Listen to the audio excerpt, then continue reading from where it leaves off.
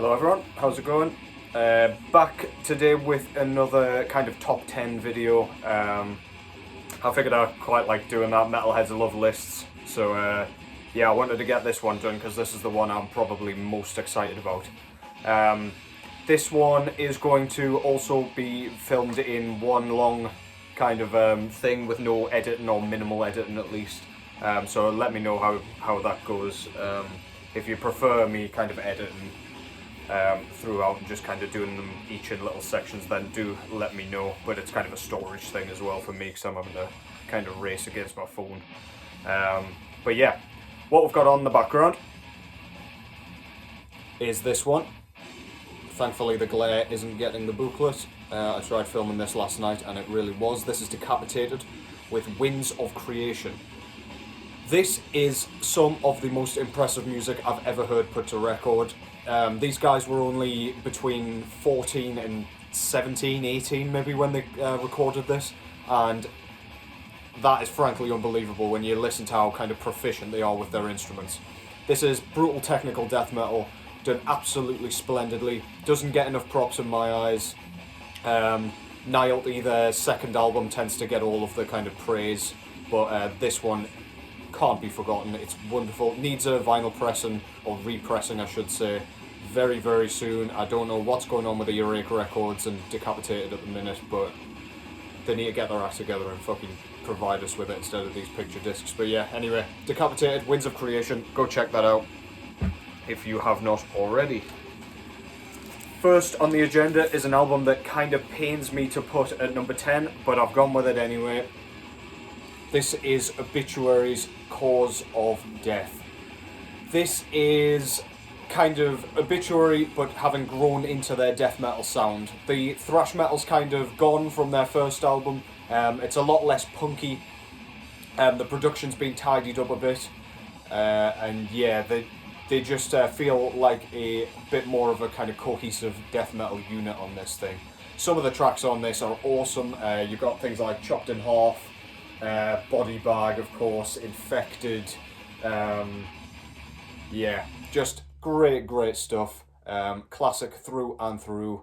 Yeah, there's going to be quite a few bands from Florida here, I think, but yeah, this is the first one, number 10, Obituary, Cause of Death, undeniable classic. Next up, I've got a really nice pressing of a less nice album, I guess. This is Pestilence, Dutch death metal, with their second full-length album, Consuming Impulse. As opposed to their first one, Malleus Maleficarum, this one is kind of more straight death metal. Their first one was kind of pretty much entirely thrash metal with a bit of death metal in there as well. Yeah, they've ditched a lot of the thrash here, but it still comes across as like one of the kind of late 80s death thrash bands, akin to bands like Death. Martin Van Drunen on vocals and bass here. His vocals sound sick. They're not at their best of their ability on this one. He still sounds super young, and I think I've read kind of interviews where he said his technique wasn't amazing here as well. But yeah, either way, he sounds great. He sounds like Martin Van Drunen, if not just a slightly younger one. This is brilliant. Some unbelievable tracks on here. My favourite being the first track, Dehydrated. So well written. They're quite happy to slow things down and do a few like kind of catchy riff sections after you've been kind of brained for a few minutes. Yeah, brilliant album from front to back. Absolutely awesome. Consuming Impulse, Pestilence. Love the artwork. I really like bugs, and I love it when bugs eat people's faces. Moving on. Another one that slightly pains me just because this is, in my opinion, the best death metal band ever. So consistent. The mighty Immolation from New York. Dawn of Possession, this is their debut full-length album. If you know Immolation by now, which you should, this is kind of the beginning of their sort of really unusual riffing style and structure and style. It almost comes across as a bit progressive. It kind of jumps around all over the place. It sounds like they've just got like a plethora of ideas that they've just thrown all into this album. So they have to kind of keep transitioning between them, but it sounds like a genuinely kind of measured attempt to make a great album. This is wonderful. They haven't made a bad album in my eyes, but this is the cream of the crop when it comes to Immolation. So yeah, check it out. Dawn of Possession, Immolation, unbelievable.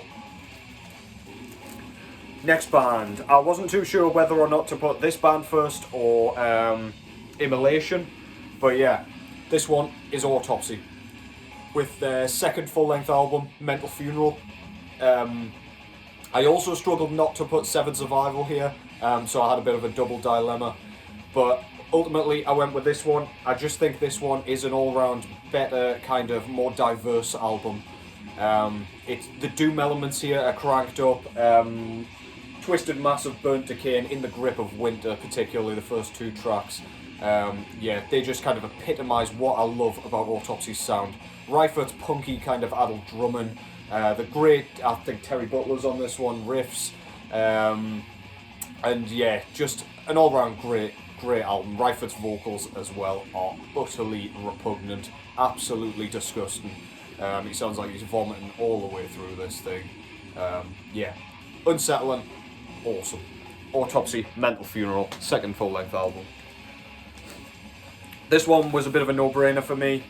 Canada's Cryptopsy with their second full-length album, None So Vile, from 1996, I believe. This is brutal death metal epitomised for me. It's super technical, but not kind of in an overly fiddly way. The riffs are kind of just complex. There's none of this kind of noodling, so to speak. The drumming is mind-blowing for all of you drum nerds out there. Lord Worm's vocals are, again, absolutely gross. He doesn't sound human for a lot of this. There are a few kind of sound clips here and there that kind of add a dark, humorous sort of vibe to this one, which I really like. Nothing has been taken too seriously. But as far as like a full album, this goes and does not stop until you are very much dead and mangled on the ground. Awesome stuff. None So Vile, Cryptopsy, a death metal staple. Now over to another Martin Van Drunen project. This time Asphyx with their second full-length album, Last One on Earth. This is a Nessie Media pressing, hence the OBI strip.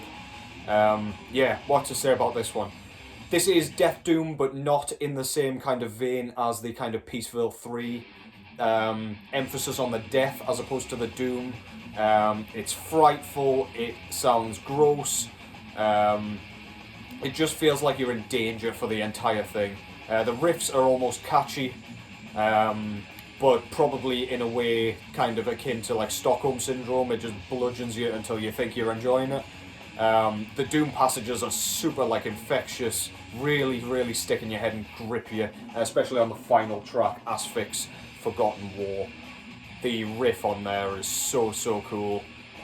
Love the production, it's kind of grainy, and Martin Van Drunen's vocals are at the very best on this album in my opinion.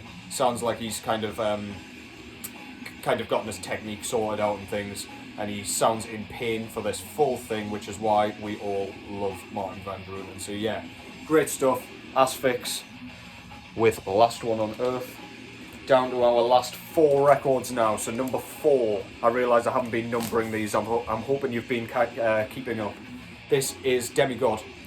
Finnish death metal done in the weird and wonderful fashion that we love it for. Not as weird as Demolic by any stretch of the imagination, but the kind of riffing, transitions, really unconventional, really kind of structured in a way that's like meant to just throw you off. It's super unpredictable, but it's really stripped back as well. I don't know how to describe it. The vocals sound like really authentic, like there's not been any kind of work done on them. Yeah, it just sounds super visceral, super raw, and super primitive. I absolutely love this thing. Slumber of Sullen Eyes, can't remember if I mentioned that. Yeah, been waiting for a repress of this one for ages, and thank God Svart Records came at us with one. Yeah, great stuff. Check it out if you haven't already. I imagine this will be the least well-known one on the list. So yeah, check it out if you haven't already. A staple. Next up, over to the UK, very proudly for me. This is Birmingham's Bolt Thrower with The Fourth Crusade. This is indeed their 4th album. And this one pretty much epitomises why I love Bolt Thrower.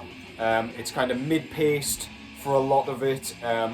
It feels almost like it has a majestic kind of royal feeling to it. I don't know how to describe it without you putting it on, but yeah, there's punk here. The production's kind of grainier than their other stuff. It just kind of gives it a bit more of an atmosphere. But yeah, when the riffs come in, they just come in to beat you down. Nothing too fancy, no frills. They've ditched all the grindcore for this one pretty much. You're just left with a sort of awesome death metal piece of work. So yeah, behemoth of an album, Bolt Thrower, The Fourth Crusade. Check that out if you've somehow failed to up to this point. Down to our last two, and it's a bit of a surprise perhaps for some that this country hasn't featured on the list yet. But better late than never, especially as this comes in at number 2. This is Entombed with Left Hand Path. The feeling that I get from this guitar tone on this specific album is indescribable. It's the first taste on this list of our HM2, Boss HM2 guitar tone. It sounds like a buzzsaw going straight through your skull like a scalpel.